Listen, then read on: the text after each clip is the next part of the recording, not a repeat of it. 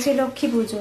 তো আজকে আমাদের বাড়িতে লক্ষ্মী পুজো নেই, কিন্তু এখন সকলের আবদার, আমারও আবদার যে লক্ষ্মী পুজোতে একটু লক্ষ্মী যে ভোগ হয় সেই ভোগের খিচুড়ি বানাবো। তো তার জন্যই প্রস্তুতি চলছে।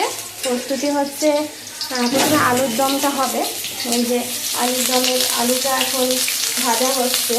তো আলুর দমটা ভাজা হলে তখন গিয়ে খিচুড়ির আস্তে আস্তে আনাজগুলো করা হবে। এই যে খিচুড়ির সমস্ত আনাজ কাটা আছে, ডাল ভেজানো আছে,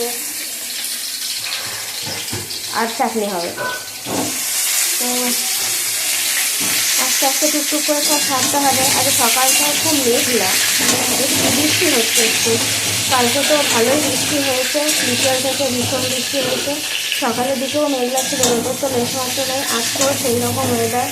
এখন দেখা যাক যে কীরকম। বিকেলে একটু ঘুরতে যাওয়ার প্ল্যান আছে, যদি ওয়েদার ভালো করে তাহলে বিকেলে একটু ঘুরতে যাব। এখন জানি না কী হবে। তো রান্নাটা তো ছাড়ি, তারপরে পরের কথা পরে, তাই না? তোমরাও নিশ্চয়ই, তোমাদের অনেকেরই লক্ষ্মী পুজো আছে বাড়িতে। আমাদের নেই লক্ষ্মী পুজো, অনেকে শখ করে করে, বাট আমাদের শখ করে হয় না। আমাদের গোপাল আছে সেহেতু, কিন্তু ভোগ প্রসাদ খাওয়া থেকে কী করে আর হবো, তাই না? আমি একটা পোস্ট করেছিলাম ফেসবুকে, তো ভোগ খাওয়ার ব্যাপারে। তো একটা দিদি আমাকে বলেছে যে আমি নিজেই বানিয়ে খাই। তো তার কথাটা আজকে মনে পড়ছে যে আমিও নিজেই বানিয়ে খাচ্ছি। মায়ের বাড়িতে থাকলে হয়তো ভোগ প্রসাদ পেতাম, কারণ পাশের বাড়ি একটা বৌদিদের আজকে হয়, তারপর কাকিমাদের বাড়িতে হয়। কিন্তু যেহেতু মায়ের বাড়িতে নেই, তাই ভোগ প্রসাদ আর নেই। আজকে আমাকেই ভোগ প্রসাদ বানিয়ে নিজেও খেতে হবে, সবাইকে খাওয়াতেও হবে। তো বেশ, রান্নাটা সেরে ফেলি, পরে আবার কথা হবে। Tata, bye. মহামান্য আমাদের একজন বড় সদস্য, তিনি এখন পটি প্যানে বসেছে। কি দেবে তোকে? তো পটি হচ্ছে, তার সঙ্গে ওর মাকে বলা হচ্ছে তাড়াতাড়ি তাড়াতাড়ি তাড়াতাড়ি কেন বলো তো? তাড়াতাড়ি হচ্ছে ভিডিওটা দিতে হবে, মানে ফোন দিতে হবে। যাই হোক, ওনার পটি হলে তারপরে উনি খেলতে যাবেন। সকালবেলায় পটি হয়নি, সবার সঙ্গে খেলতে খেলতে মনে পড়েছে আমার পটি পেয়েছে, তাই পটি করছেন।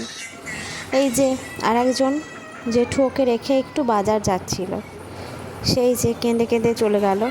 এখানে মারামারি হচ্ছে দিদির সঙ্গে। দিদির তো রাগ হয়ে গেল, তুই যা তুই যা, এই চলে। মানে ছেলেপিলে বাড়িতে সব এক জায়গায় হলে কি যে হয়, মানে ওদেরকে ধরবো না রান্না করব না কিছু। তার জন্যে দিদিভাই আর ওর পিপি ওদেরকে, জেঠু ওদেরকে ধরছে, আর আমি এদিকে টুকটুক করে রান্নাটা সারছি। আর একজন নিজের খেয়ালে সাইকেল চালিয়ে বেড়াচ্ছে বারান্দায়।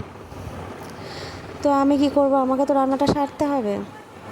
তো এই যে দেখছেন বড় ডলফিনটা, কিছুক্ষণ পর এটা দেহ রাখবে। সে দেহ রাখাটা আপনাদেরকে দেখানো হয়নি, দুই ভাইয়ের অত্যাচারে সেটা দেহ রেখেছে।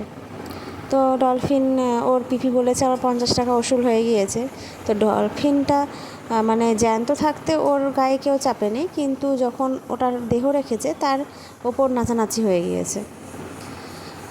তারই মাঝখানে ওদের ওই কীর্তন দেখতে দেখতে, ওদের ওই খেলাধুলা দুষ্টুমি দেখতে দেখতে আমি এদিকে এলাম যে পাঁপড়টা ভেজে নিই, কারণ একটার পর একটা আছে। তো এদিকে খিচুড়িটা চাপিয়ে নিলে তখন পাঁপড়টা ভাজলে রাখার জায়গা হবে না। এরকম একটু মানে ভাতের আঁশ নাড়ানাড়ি, এরকম আমাদের আঁশ হয়নি আজকে, নিরামিষ, মানে বলে না ভাতের এঁটো, এরকম ওই এঁটো হয়ে যাবে, এই একটা ব্যাপার। মুড়ি দিয়ে খাওয়া যাবে না, বাবা একটু মুড়ি দিয়ে খেতে ভালোবাসে। দিয়ে পাঁপড়টা ভাজা হলে আলুর দমটা বসিয়েছি। আমি যত ভাবি আলুর দমটা বেশ একটু গ্রেভিটা একটু টাইট করব, কিন্তু আমাদের বাড়ির লোকের পছন্দ নয়, ওদের একটু ঝোলই দরকার, সেই জন্য গ্রেভি টাইট করলেও হয় না। তারপরে চাটনিটাও হয়ে এসছে, সব রান্না আস্তে আস্তে খিচুড়িটাও করে নিয়েছিলাম। সবাই খেতেও বসে পড়েছে, দুপুর হয়ে গিয়েছে, এখন প্রায় 1:45 কি 2 বাজে। এই যে দিচ্ছে, ভেবেছিলাম যে একটু টাইট করব, কিন্তু ঝোল টাইট করা সম্ভব নয়। যখন দেখি টাইট করি তখনই ঝোলের মানে চাহিদা বাড়ে। আর এদিকে কাকাই দুটো ম্যামের সঙ্গে কথাবার্তা বলছে। আজ এই পর্যন্ত।